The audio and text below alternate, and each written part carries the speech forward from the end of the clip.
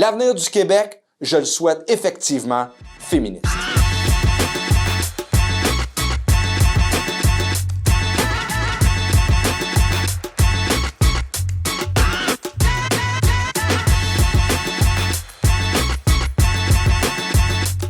Tout au long de mon parcours, j'ai eu la chance de croiser de grands leaders et d'être influencé par ces femmes.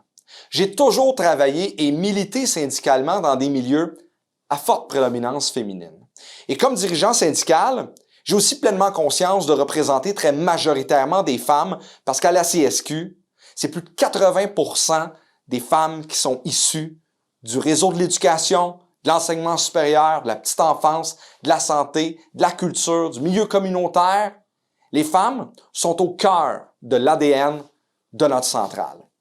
Cette année, le thème qui a été choisi par le collectif du 8 mars pour souligner la Journée internationale des droits des femmes, c'est « L'avenir est féministe ». Et ça, c'est un thème qui est rassembleur et inclusif.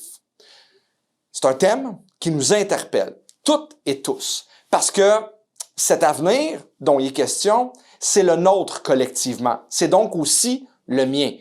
Et est-ce que je veux faire partie d'un avenir qui soit féministe? Oui, absolument. Parce que c'est cohérent avec les valeurs que le mouvement syndical défend et auxquelles j'adhère. Militer pour une société plus juste, plus équitable, plus progressiste, plus solidaire, plus verte. Mais c'est aussi de se projeter vers des lendemains féministes. Et cette vision du monde que nous défendons, de l'avenir que nous voulons, elle ne s'arrête pas aux portes de nos milieux de travail et de nos organisations syndicales.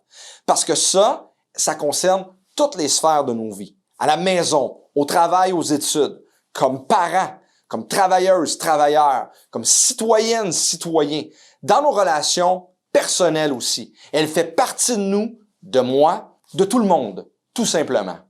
Comment ignorer à quel point les 2 dernières années ont affecté inéquitablement les femmes? On le sait, la pandémie et ses conséquences dans le contexte sanitaire se sont traduites par des pertes d'emploi et donc de pertes de revenus, plus accentuées chez les femmes, une surexposition au risque de contamination, une surcharge du travail, des difficultés croissantes de conciliation travail-famille, notamment dans un contexte de télétravail.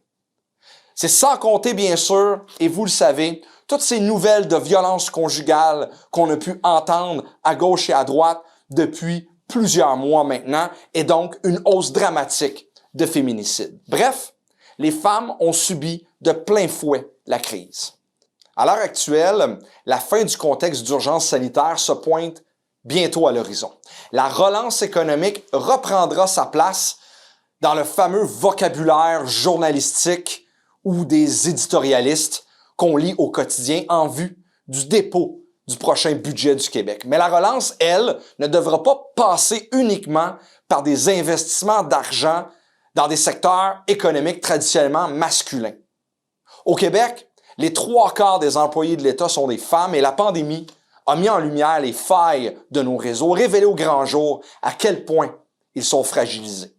Je souhaite faire partie d'un Québec qui fait le choix social et économique d'investir dans des secteurs à prédominance féminine, éducation, santé, petite enfance notamment, et en ce sens, l'avenir du Québec, je le souhaite effectivement féministe.